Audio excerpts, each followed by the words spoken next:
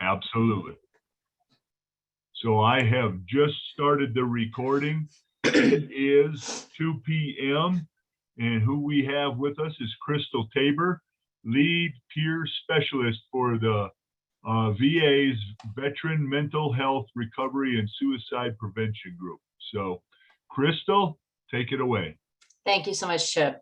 Good afternoon, everyone. As he mentioned, my name is Crystal Tabor. I'm the lead peer support specialist at the Eastern Colorado VA. I have a crew of peer specialists, which is veterans who are in recovery of either substance use or mental health, like PTSD, depression, things like that. So I work also providing direct veteran care in the suicide prevention team, as well as the Golden Mental Health team on top of my leadership duties. Just to give you I will go into it a little more later, like the details of what peer support means, but just to kind of give you a brief overview, peer support is a relatively new field in just the private sector and the VA, but VA is really leading the way with it. It came about as the result of a 2012 executive order signed by President Obama, urging or directing the VA to train and hire, I can't remember the number, but a lot of peers throughout the nation because they were starting to see it benefit people in the private sector. So that's kind of where I'm coming from. And we just continue to expand our services, and we want to get the word out there that we're here because, again, it's still something a lot of people aren't aware of yet. And we're still implementing exactly how we best work. So without further ado, all right. So I'm going to pause just for a moment and let you know we're going to be discussing some important but kind of sensitive topics for a lot of us. These topics include mental health and suicide awareness prevention. I know you've talked about that a little bit earlier, but I always like to let people know if at any point you're feeling kind of triggered or uncomfortable, please, please, please feel free to take a moment to step away, take care of yourself. And at any point, if you need some support after the presentation, I'd be happy to talk with you. But I just want you to be aware, these could kind of bring up some feelings. We're not going to go super in depth, of any details, but still, it can still be a little bit challenging. All right. So when I say recovery, a lot of people probably still think of substance use recovery. Well, that's true, but it also includes mental health recovery. Now you sit here and you think, okay, well, recovery, that means you're completely healed, right? No, it doesn't necessarily mean that. A lot of us have conditions or experiences that stay with us forever, like in events with PTSD, things like that. However, recovery means that you get help, basically. You learn tools that can help you cope. You find support, whether it's through your providers or your family or in the community. And therefore, instead of completely crippling you and disabling and devastating your life, when those symptoms arise, you now have tools to dig into your toolbox and say, okay, I'm going to call my doctor or my therapist. Oh, okay, I'm going to reach out to my friend. I know how to, do these breathing exercises or whatever, right? So it's building a toolbox so that when that does happen, you are aware of what's happening. You know what it is, it's not your fault, but you know how to kind of intervene with yourself so that it doesn't make you, lose your job, lose your spouse, whatever anymore. It doesn't control your life as much. Okay, so that's the goal of recovery. So that being said, I am a veteran myself. I went into the military, the first woman in my line. We have veterans going all the way back documented to the Revolutionary War in America, and every generation that I can find has served to some extent, all the way up until I still have nephews that are still serving. So I went in as a Patriot missile crew member, then later as a combat medic in the Army. And, just as things happen to us as veterans, military experience, there are, it's the nature of the job, right? Things happen, unpleasant things. So those can kind of trigger like either pre-existing things that maybe are genetically there, like for instance, depression, anxiety, but those traumatic experiences kind of click a switch on, okay? And those can kick that in. Or obviously things like PTSD, where, you have something happen in the military that kind of haunts you, right? And it changes your brain. It's an injury to your brain. Okay. So there were some things that happened to me and I started to experience, I was like a super troop. I went in, I was doing great. But, as things started happening, especially when I became a combat medic, some things that I experienced, some losses that I had of, fellow veteran or fellow military members, civilians that I worked on, things like that. And witnessing and being a part of those things can really affect a person, as you all know. So I started exhibiting symptoms. I started really struggling and white knuckling it, quietly. The reason I started doing it quietly was because, there's stigma surrounding these kinds of things, as I'm sure you're all aware. In the military, the culture is very much, you don't want to be the weakest link, and you got to keep the mission first. So you have to kind of swallow any sort of negative feelings you're having, and hide that you're, struggling a lot of the times, especially when I was in it, was really, really stigmatized. So as a result, because of that stigma that society puts on us as well through the media, depicting soldiers and veterans as being these violent people, and ticking time bombs, or, things like that, those kind of all compound on you when you're struggling and you're struggling. And of course, the military culture, at least when I was in, kind of almost celebrated alcohol. And if you weren't drinking with your buddies, you were kind of out, right? So that was kind of a way that I used to help myself kind of self-medicate and cope with these feelings of depression, these hauntings that I was having, and that just makes those conditions worse.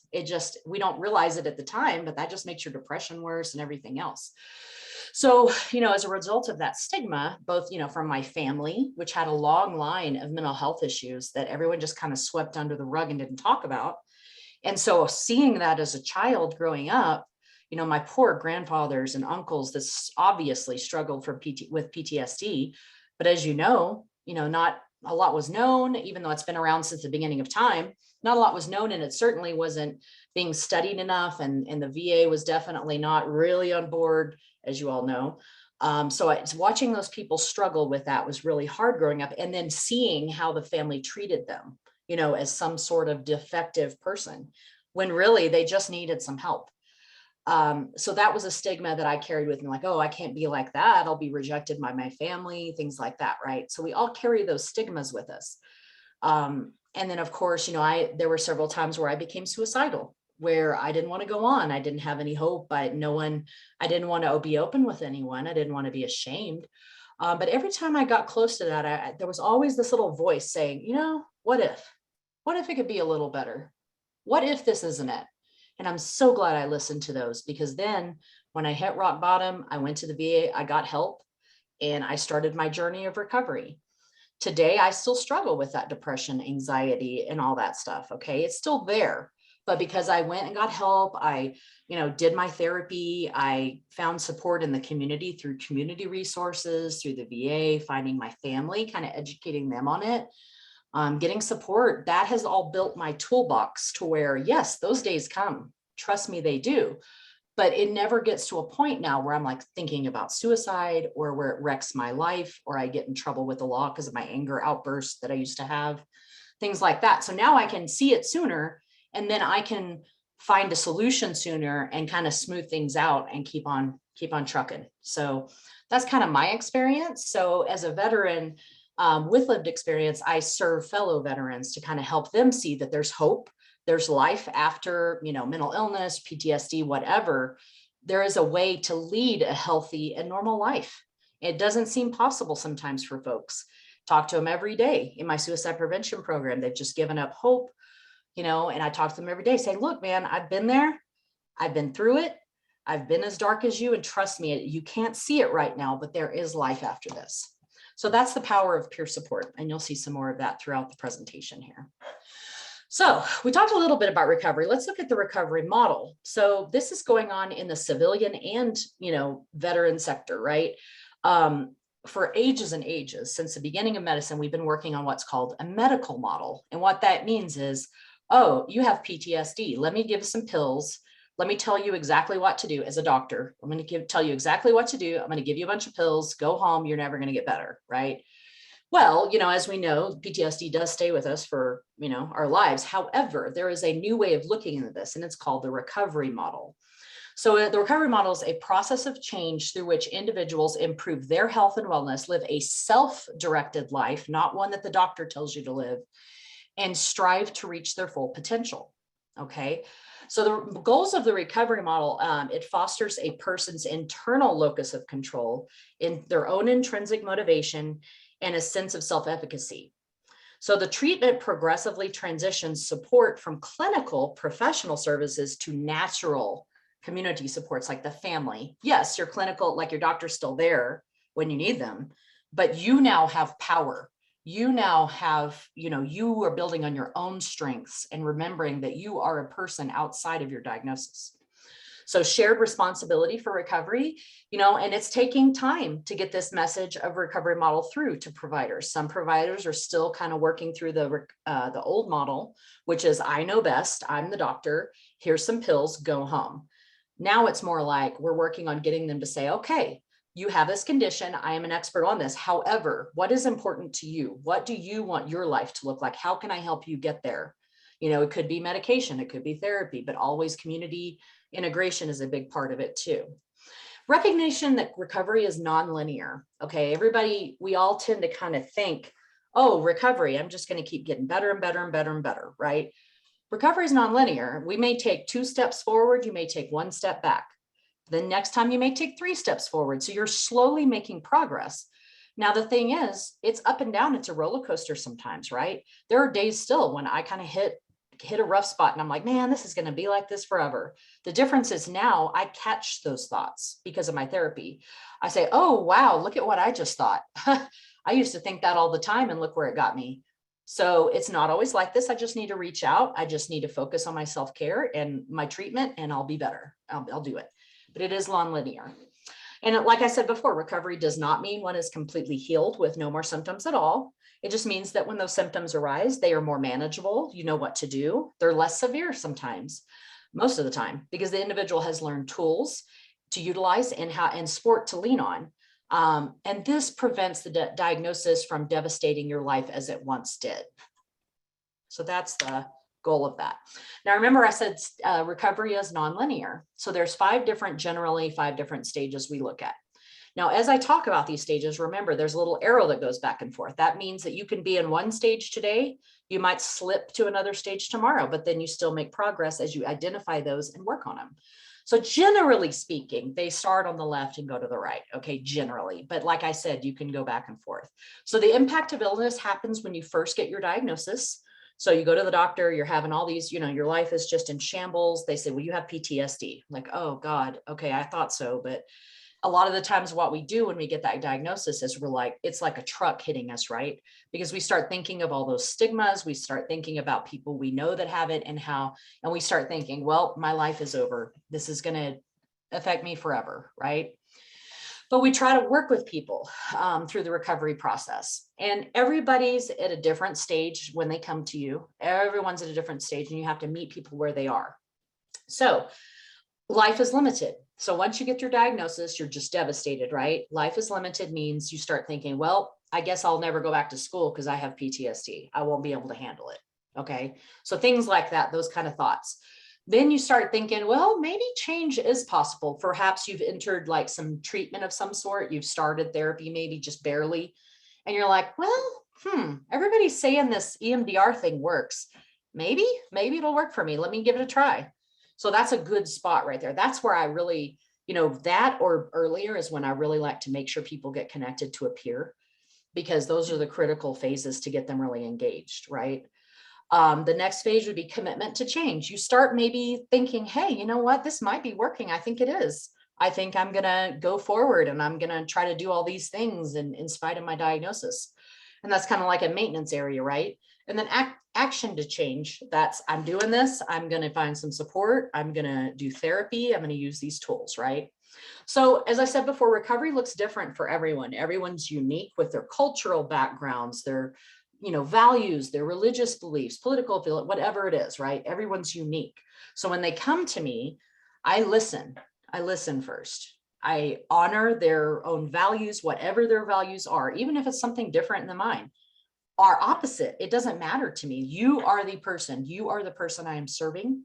You are the veteran. This is what's important to you. And this is your recovery. How do you want your life to look? I will help you with that. Right.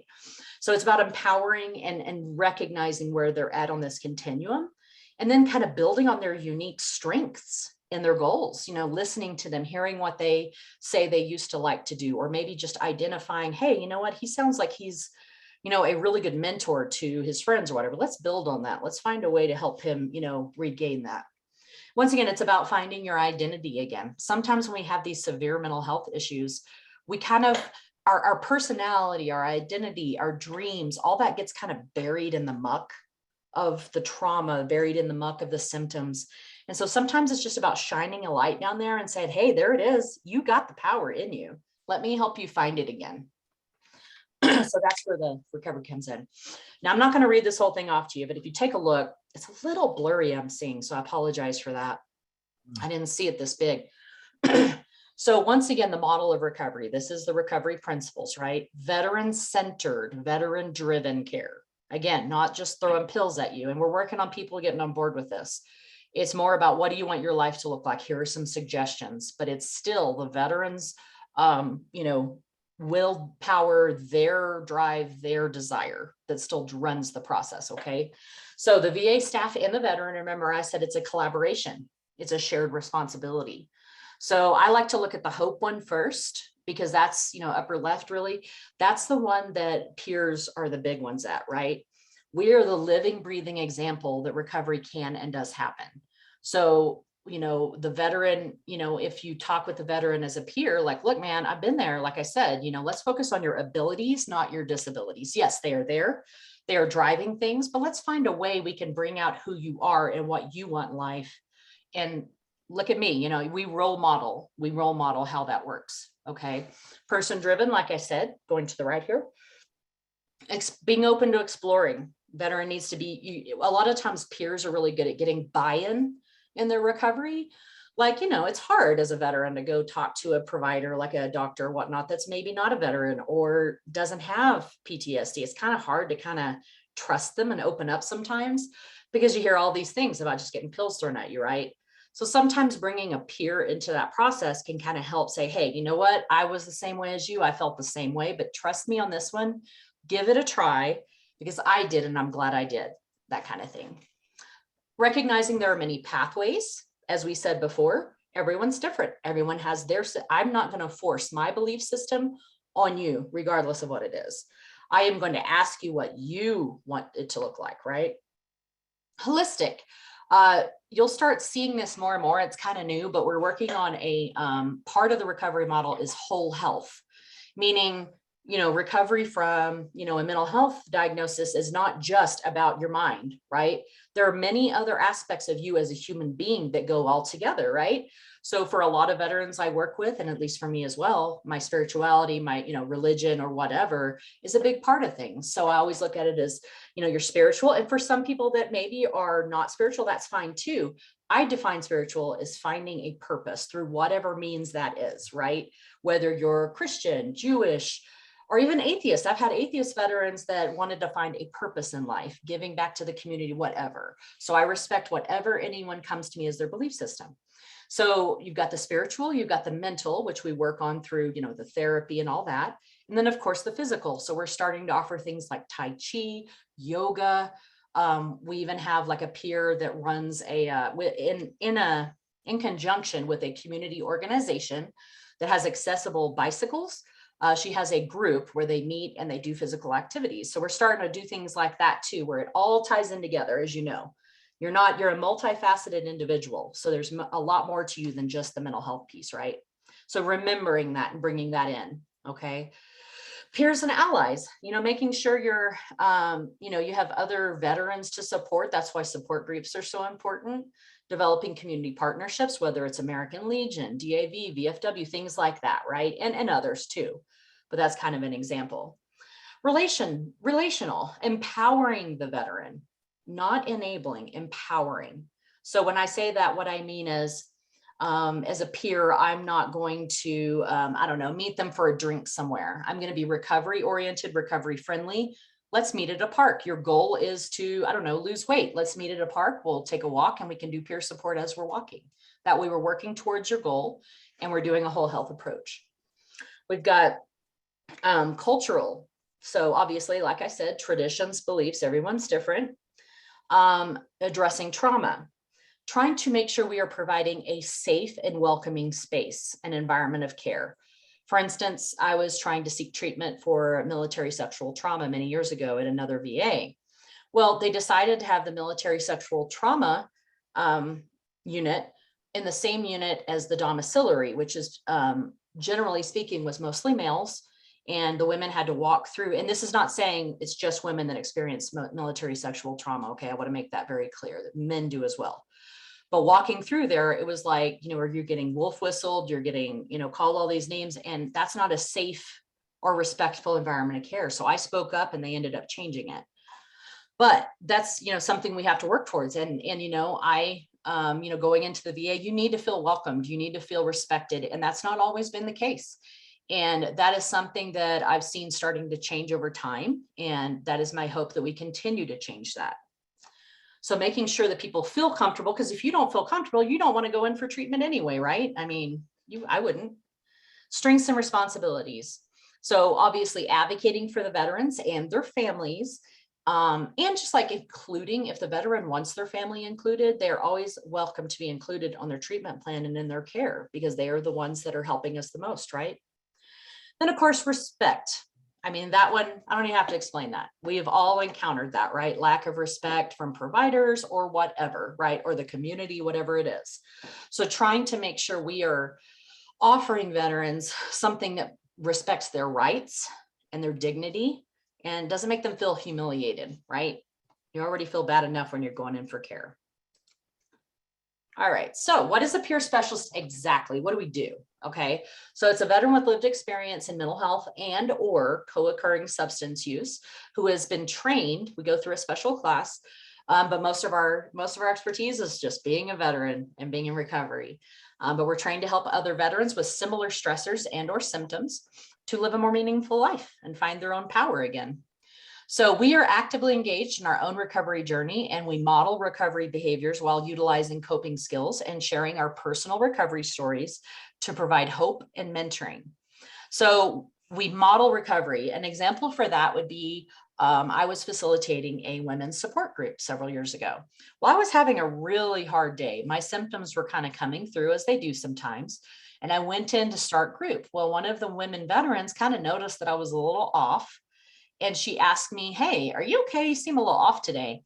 And for a moment, I noticed that I felt very embarrassed and ashamed. And then I said, that's really interesting. So I actually used that moment as a moment to role model recovery. So I said, well, thank you for asking me, because I am having a rough day today. I know all of you have that too. So let's talk about that. And so we had a conversation. I said, looking out for each other is part of the process, right? This veteran looked out for me. I look out for you guys. It's this wonderful symbiosis. And I said, and here's what I'm going to do to take care of myself today to manage these symptoms. I'm going to do my self-care. I'm going to talk to my doctor, whatever, right? So it's about showing I'm not perfect. I never will be, but here's how I handle this when it comes up, and kind of role modeling that. So again, we're walking, breathing examples that recovery does happen. So what specifically do we do? Okay. We support progress to the veterans' identified goals, as the rest of the treatment team does, through a variety of approaches. So in other words, let's say the veterans enrolled actively in mental health care, right? They usually have, sometimes they have like a psychiatrist for medication management, not everybody, right? You have a therapist for the actual therapy, and then they will bring in a peer. If the veteran is willing to do that. And so we all work together, we all collaborate and communicate to make sure we're all on the same sheet of music, and that nobody's duplicating anything or contradicting anything. We just kind of work together and talk with the veteran and make sure the veteran is aware we're working together and is a big part of that conversation and the driver of it. So we collaborate with the veterans to help with their goal setting. We also assist the veteran in finding and rediscovering their strengths to build on, and things that will help them with a recovery process that are in alignment with, once again, their goals and their values. Could we cultivate the veteran's ability to make informed, independent, and healthy choices with an emphasis on their own role in their treatment? As you're seeing a theme here, I'm sure it's very driven by the veteran, as it should be. So I feel like the way I like to say it is, peer specialists, we walk alongside the veteran. We don't walk in front, we walk alongside you. We are on the exact same plane. We are equals. And we just basically kind of been down that road before, so we know where to go. I always share with my veterans, I'm walking with you. It's dark. We're on a path in the woods. You don't know what's coming next, but I do. So because I've been there. So I hold up the lantern or the flashlight and I show you, hey, we're going to go this way because I've been there. Now you lead the way, but I'm here for you as we go. And if you get lost, I will help you, get back on the path or whatnot, right? We assist with community reintegration, which is my favorite, finding connections and natural supports within the community, because you're more than your diagnosis, right? You're not just going to come to VA for the rest of your life every single day and just socialize.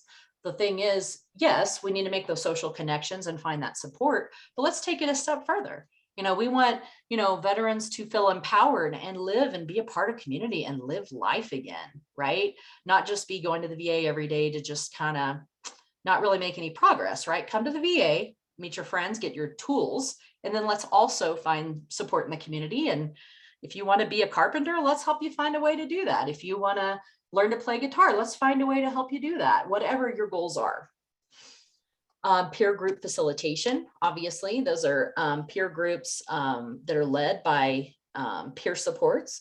And under the medical model, the peer support groups would just go on and on and on indefinitely. People would be members of that group for 7, 10, 12 years. I've literally seen that every single week at the VA, coming in and sharing their experiences, which is very important, but not really getting anywhere. You know what I mean? If you're going 10 years, this every day a week and rehashing the same traumas every time, it's important to find that support, but let's find a way to, get those tools to live a better, healthier life where you're going on ski trips or you're going, and you're able to do things and live your life.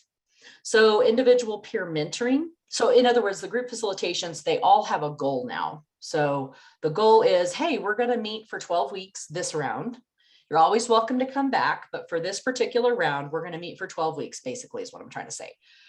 Each week, we're going to check in. We're going to get to know each other better. We're going to see how everybody's doing, but we're going to work towards a goal.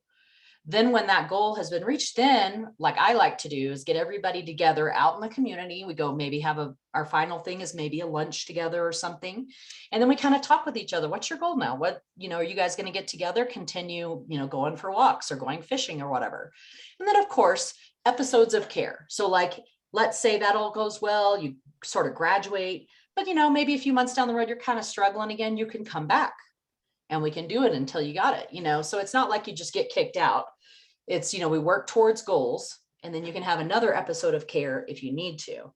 But the idea is not just kind of like, we want to make sure we're empowering and not disabling people, individual peer mentoring. If a veteran is just having a hard time, maybe needs a little extra support than what their therapist is able to provide, once a month or whatever, we can kind of check in with a veteran, check towards their progress and the goals. Sometimes they get stuck on something and they maybe need a little bit of help brainstorming or problem solving, and we can help with that too. Getting them connected to community resources as well. So just a heads up, we don't provide standalone services. What that means is we operate basically under the licensure of a trained therapist. And the reason for that is, should a crisis arise and a veteran becomes suicidal or something like that, we need that backup of a licensed provider that has, the training and ability to help with that crisis situation. Yes, we are involved, very much so, but we don't just operate on our own, at least through the VA lens, right? Outside of the VA, that can be different, right? Let's see here. We don't give advice on medications. The only thing I'll say is, like, if someone's goals are to take medications to help with their symptoms, I will certainly encourage them to continue. But I also encourage them to keep in close contact with their provider who prescribes it, and just take them as needed or talk with them, about what the plan is, but I don't give recommendations. Okay. Am I doing on time, Chip? You're doing great. Okay, cool. Thank you. All right. So peer specialists are not.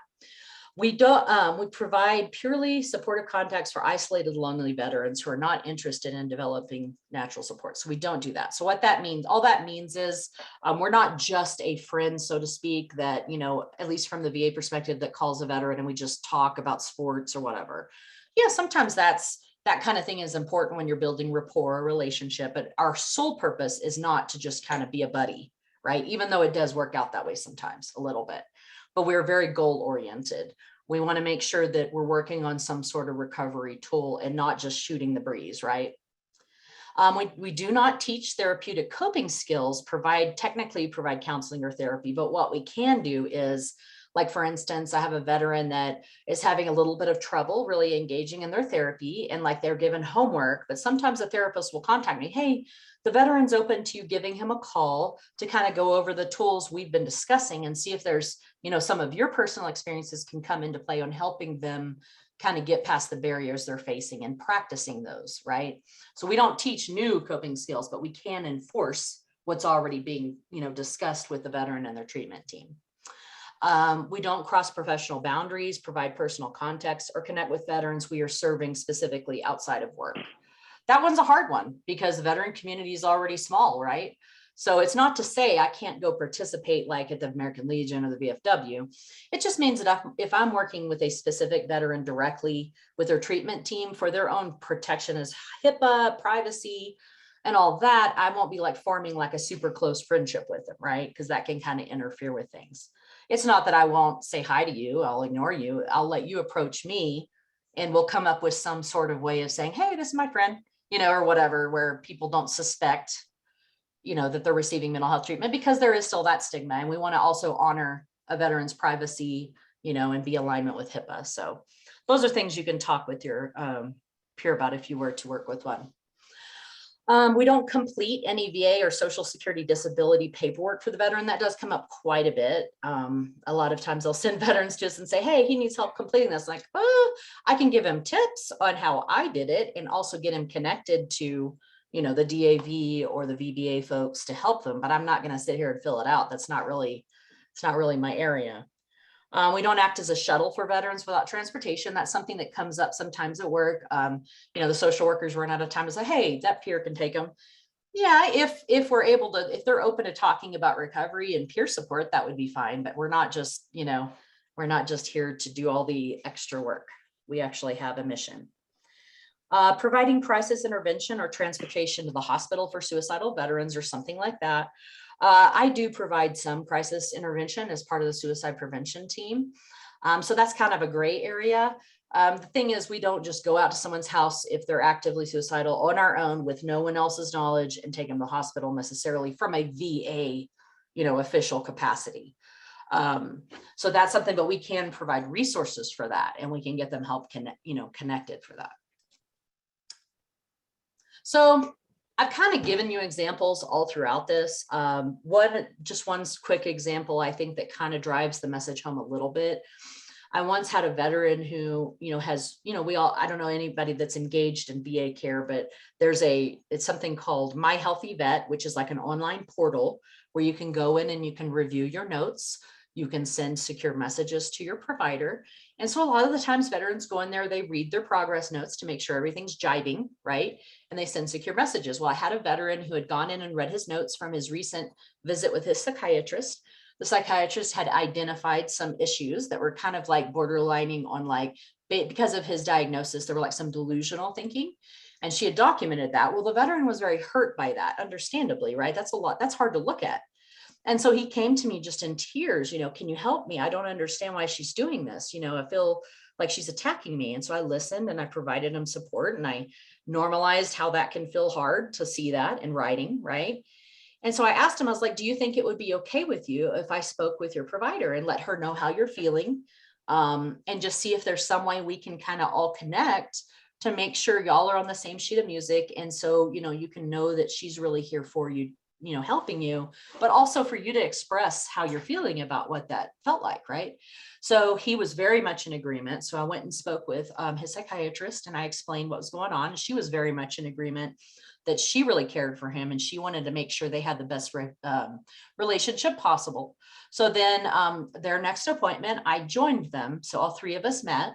And I gave the veteran the power to lead the session, but I also told him, I'm here for you. If at any point it becomes too difficult to talk about, just look over it. Give me the green light and I'll go ahead and kind of help advocate for you. It went beautifully. He took power and control and he started the conversation, but he came a little tearful, which is understandable. So at that point, I just kind of like facilitated a really nice dialogue and conversation, and they ended up with the best rapport ever. She was able to explain her reasoning for what she had witnessed, and he was able to accept that he understood why that was symptomatic and why it was an issue. And she was able to reassure him that, you know, there's nothing to be ashamed of. I'm here for this, and we're going to be able to help you out with that. And so that really empowered him and showed him he is in control and he can ask questions, that they're not just, you know, your doctor is not just this endless authority that has everything down, right? They want to hear from you. And that's what the veteran directed care of the recovery model is all about. Making sure the veteran's in control. Now, a lot of people probably think, you know, okay, so peer support sounds great and all, but where's the proof, right? Well, this is all based on actual evidence, actual studies where they have measured the benefits of peer support.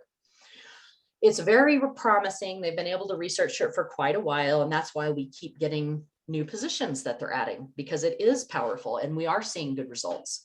So believe it or not, like, we've reduced the use of inpatient services. We've been able to help some veterans who normally were using, you know, inpatient mental health services quite frequently because they just didn't understand the support. They didn't have the support. But with role modeling and providing that extra support, we were able to keep people from getting into crisis mode and therefore going into the hospital. So that's a better quality of life for them, because no one likes going inpatient. We've been able to decrease the cost to the mental health system, increased social functioning. That's a huge one. Been able to, you know, there's sometimes when I talk to a veteran, they're like, I don't trust anyone, especially civilians. I don't want anything to do with them. I don't really want to go out in person. I'm like, well, hey, I heard you say something about you like to play video games, right? And they're like, yeah. I'm like, oh, well, there's a couple of resources for veterans who like to play video games where they can talk and socialize and play the games together. Maybe you'll make a friend. And next thing you know, he is all about it. Now he's going out on trips with them, fishing. And it's just amazing when somebody just gets some resources and awareness. And that's what peer support's all about. Decreased hospitalization. We already kind of said that. Increased empowerment and hope.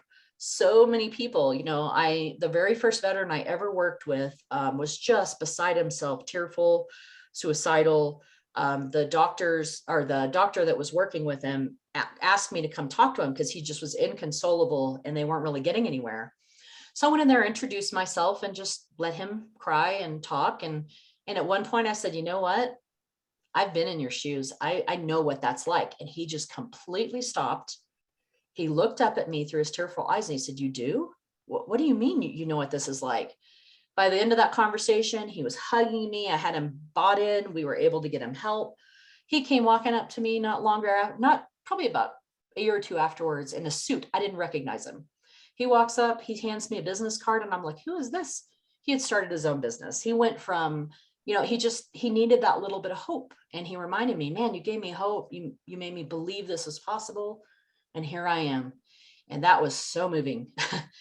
And that's why I do what I do. I love it. Decrease self-stigma. You know, when you, as a peer who has this lived experience, when you get up in front of a bunch of people and you tell your story and you role model what you've been through and that recovery is possible, that kind of sometimes helps if you folks say, hey, you know what, if that person can talk about what they're going through, maybe I can talk to my mother and tell her what I've been going through, or my father, or my husband, or whatever, right? So it helps you kind of work on deprogramming that internalized self-stigma that society and everything's put on us, right? Increasing community engagement. Oh man, that's one of my favorite things to do, is to talk with a veteran and kind of get things going and say, hey, here's a list of some amazing resources. Why don't you pick one, look into it, and I'll call you again next week and we'll see how things are going. And, you know, I just love that. And sure enough, most of the time they'll say, hey, yeah, I found this resource and they're really cool, and I'm going to go check them out. I've been isolating for 2 years, but I think I'm going to go check this out. And, you know, it can really be powerful. Increased quality of life and life satisfaction. That goes along with really like getting effective treatment, right? And getting effective support. That's the goal.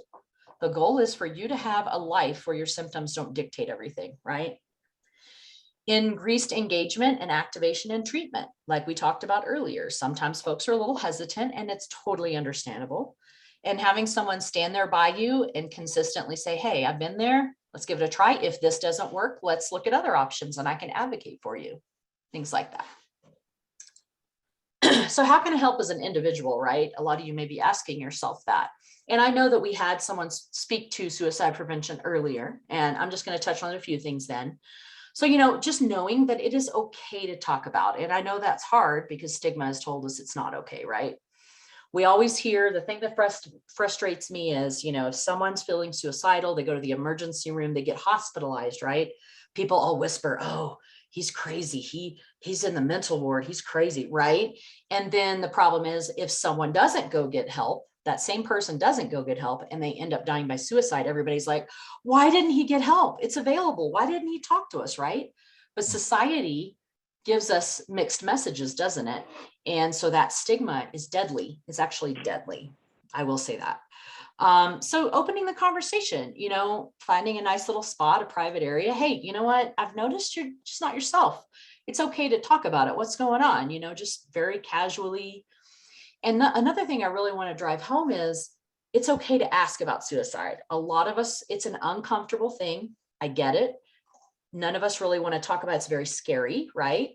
But if you ask someone directly, you got to frame it the right way too. You got to say, hey, I'm worried about you. Are you thinking about, hurting yourself? Are you thinking about suicide? It gives that person who's suffering permission to be open. Okay. It's not planting a seed in their head. They're not going to go, oh, you know what? I hadn't thought of that. I'm going to try that. It doesn't work that way. I know that when people asked me if I was hurting, it gave me a really good sense of peace that, hey, maybe this person does care and they're open to hearing about what I'm going through. And as a friend, I would much rather hear a fellow veteran or hear a person that's suffering out than have to speak at their funeral, right? That's the way I look at it. So always offering that support and asking the question. When you do ask someone if they're thinking about suicide, you want to make sure you say it correctly, right? And the natural thing we sometimes do is go, hey, you're not thinking of suicide, are you? But what that message gives to that person is, oh, they're asking, they care, but I really don't want to say yes because it doesn't sound like they really feel comfortable with that or know what to do with that. So we want to make sure we're asking like, hey, are you thinking about suicide? It's okay to talk to me. Don't be afraid to open up, right?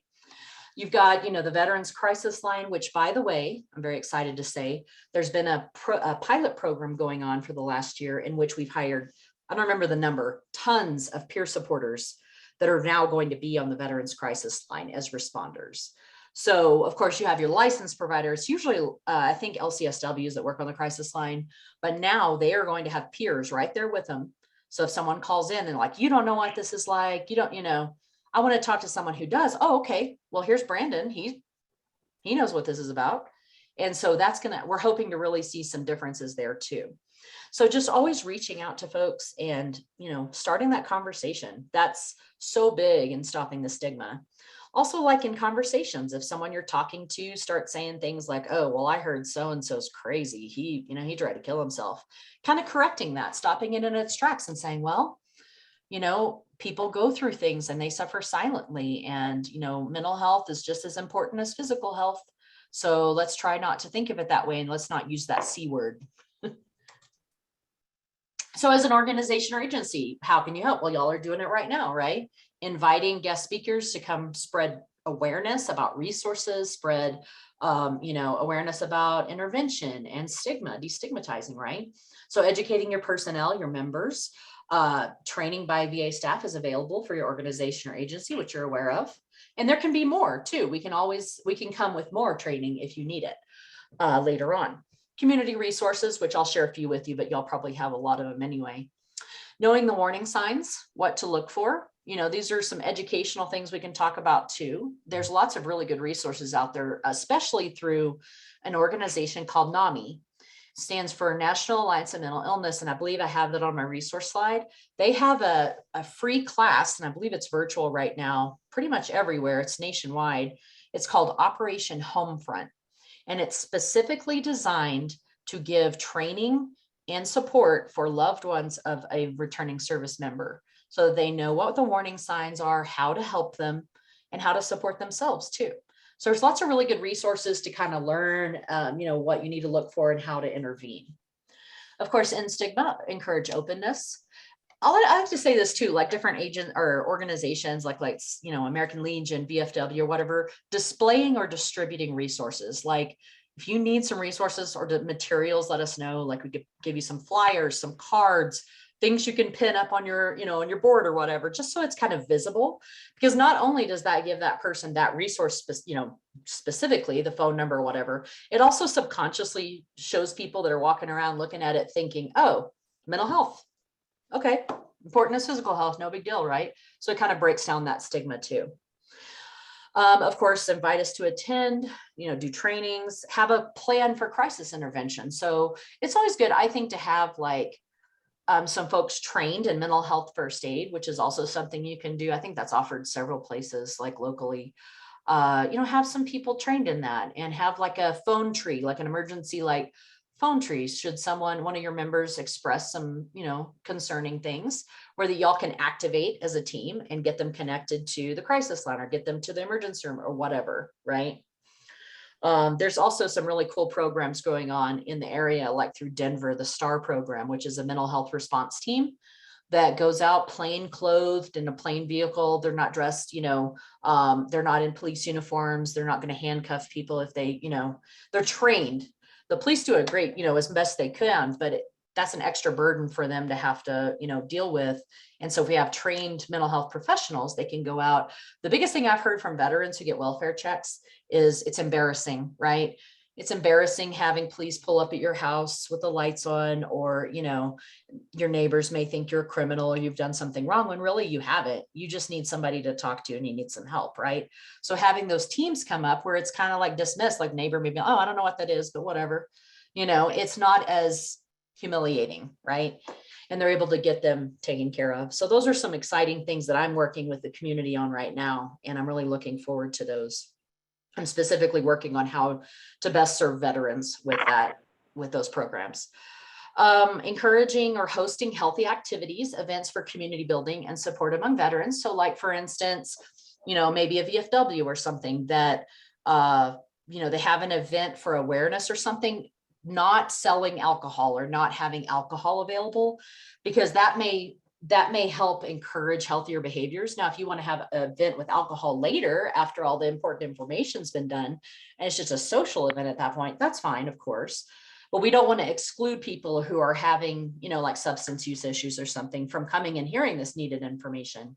And then they can choose to leave afterwards if, say, alcohol is going to be present or something. So just recovery oriented, friendly events that are going to be inclusive of everyone's needs,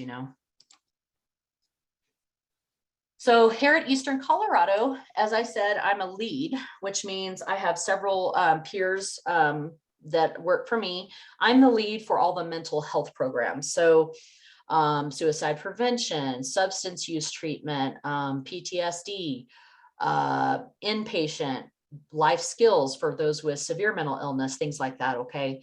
I have a fellow peer who was just hired, and these are new positions, by the way. I think I was the third lead throughout the country. So they're slowly giving us more leadership, which is awesome because they believe in us. And then I have a fellow peer, Timothy, who's kind of new. That's a new position too. He takes care of like the HUD-VASH homeless programs, the domiciliary or Valor Point, as you may know it.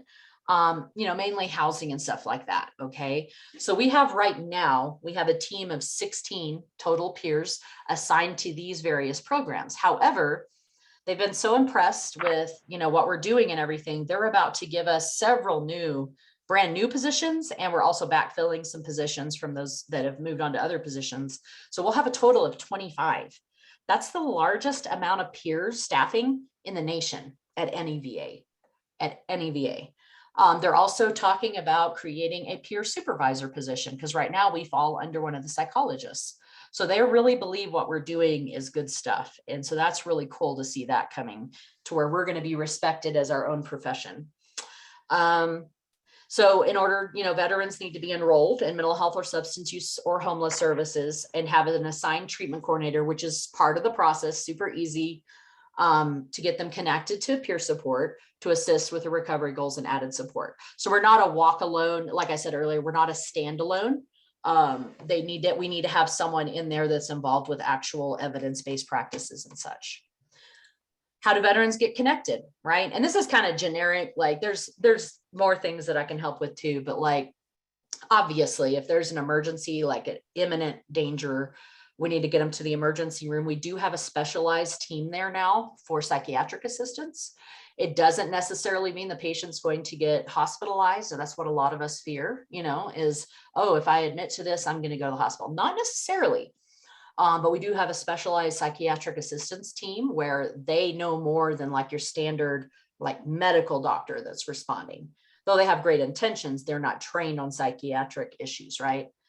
If it's not an emergency, but it's still important and urgent, requiring some pretty prompt intervention, they can go up to Building A, 4th floor mental health and request same day access.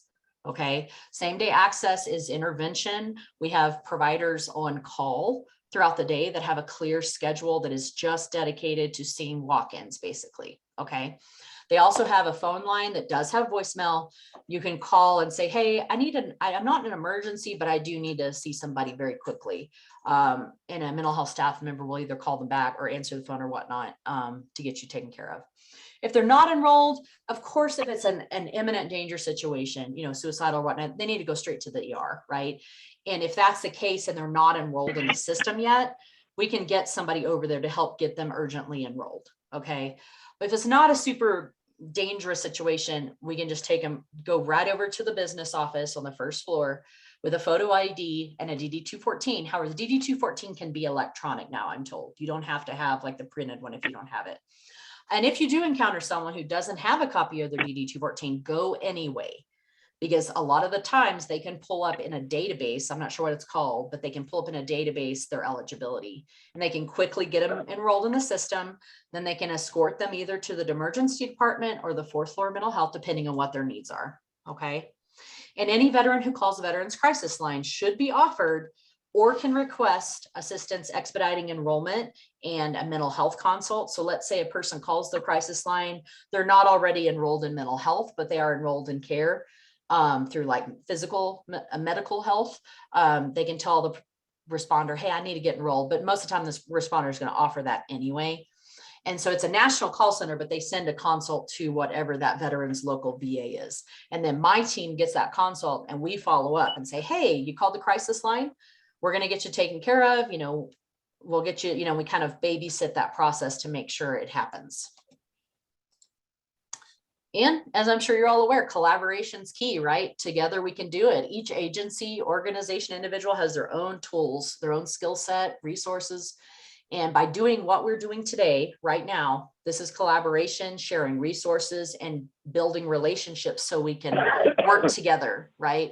Because it's, you know, it's not just the VA that's going to be able to serve like the whole health perspective. It's not just the American Legion alone. It's all of us working together to make all the pieces come together of that puzzle. So the more we know each other and the more we work together, the better off it's going to be for our vets. And I don't know if you're aware or not, but this is a brand new phone number that's going live. It's a one-stop shop because, as you know, the VA can be very hard to navigate. You sometimes, if you don't know what you're asking, you're not going to get an answer because you have to know what you, what question to ask, right, to even get an answer. So we're trying to work on that. And so this is a phone number that you can definitely call. It'll get, and I actually called it the other day and I got through right away, which was just amazing. And you got a live operator and they can get you in touch with VBA for debt management, find you a local hospital or whatever, benefits assistance, homeless veterans, crisis, like whatever it is. Like, you know, someone calling about burial benefits or for their, you know, passed on spouse or whatever, they can help with that. So there's actually quite a bit that number can do. And it's easier to have just one number than tons of different numbers to call, right? And I can show that here in a minute again, if you would like.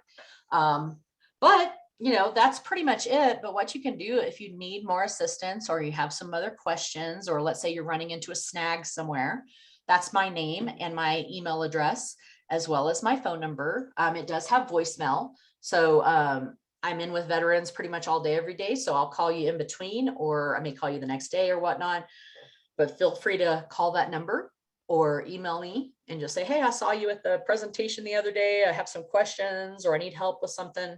Let me know and I'll be happy to help get you in the right direction. Okay. Anybody have any questions? So Crystal, thank you very much. That's very informative. Just to the clinic issue, are you out of the Denver VA?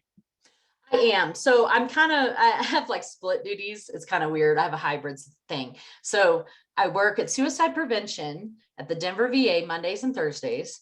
I'm assigned to the Golden Clinic, regular mental health clinic, on Tuesdays and Fridays. And then Wednesdays I telework and I do all my leadership duties. So like personnel duties. So I'm kind of all over the place, but it doesn't really matter. Just call me anytime or email me anytime and I'll get back to you as soon as I can. But yeah, what other questions? I definitely appreciate that. And I assume all of our clinics have some sort of peer support specialist. So yeah, because I'm in Colorado Springs, I know we've got people in the Western Slope, Pueblo.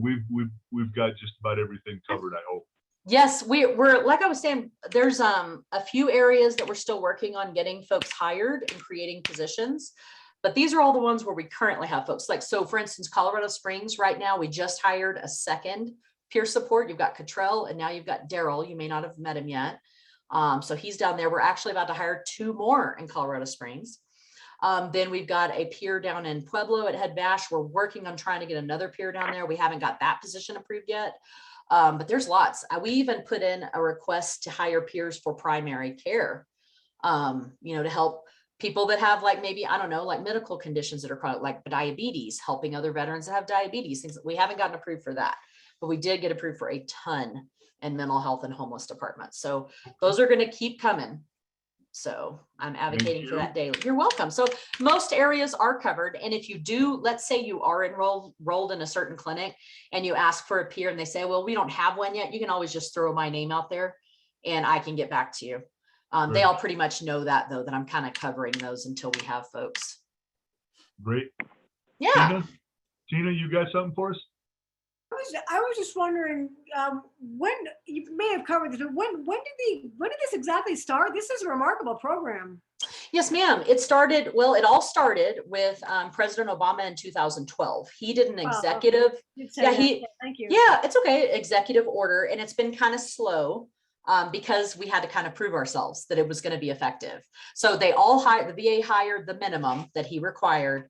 And then they were like, kind of like, oh, is this going to work? But it ended up working. So we're just now kind of getting visibility as yes, we got the hard data, it is working. So now we're hiring a bunch of people.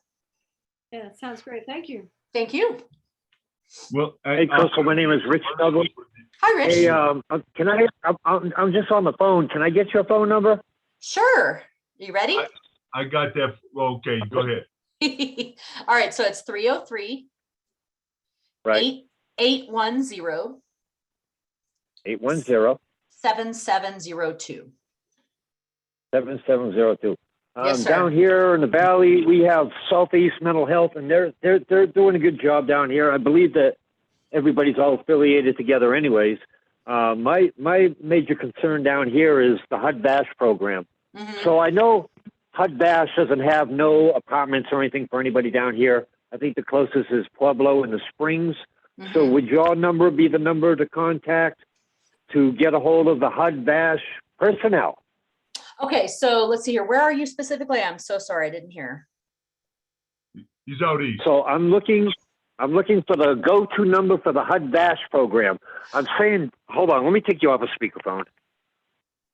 So down here in the valley, we have Southeast Colorado mental health, and they're good. They help out with the veterans, and and we're happy with that right now.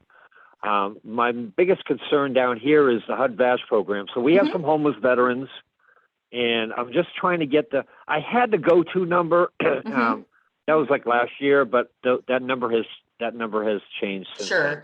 Just shoot me an email or call me and I can get you in contact with them. I don't know that number off the top of my head right now, but I can certainly get you in contact. And it changes. It changes, it's a different kind of a program, but but that's all I have. I got your number, so that's all I need. Yeah, give me a call. I can get that for you and get you connected. No problem. Right on. Appreciate you. Thank you. No problem. All right, Crystal. As I was going to say, I'm a constant recruitment poster for the American Legion. And a Nice. lot of these things you talk about, the Legion can help out with. The community engagement, the doing programs within your community and helping out other veterans, peer-to-peer with veterans, listening, supporting. We've got programs in the American Legion that's all about that. Your information plays right into it. Awesome. It's great stuff, especially that chart you had for the principles of recovery. If you go around that entire wheel, there's all things that the American Legion can kind of fit into. Well done. And that's like plugging in those veterans and making sure they kind of try and keep their mind clear. Yep. It goes on with that. So I want to thank you very much for this information. Like I said, we've got this recorded. I'm going to post it online there. And then I got your contact information. We'll push that around as well. And all your additional resources. Those are great. Yes, please feel free. I know you recorded it, so please feel free to share all this. I want people to have all it, and there's more resources that are available, but that's just all I could really fit on there. But yeah, please shoot people my phone number, my email, or whatnot, and I will definitely help out, get you connected wherever you need to go or whatnot. Okay. Beautiful. And my last question for you, Crystal. Yes, sir. Are you a member of the American Legion? I knew you were going to ask that because actually I would really like to join. I VFW and DAV, but I'm not American Legion yet. So I will get you plugged in. I got your email address. I'll be talking to you here shortly. Thank you so much, Chip. All right. Thank you very much, Crystal. I appreciate the great information you provided for us. So you can sign off now. We're going to go to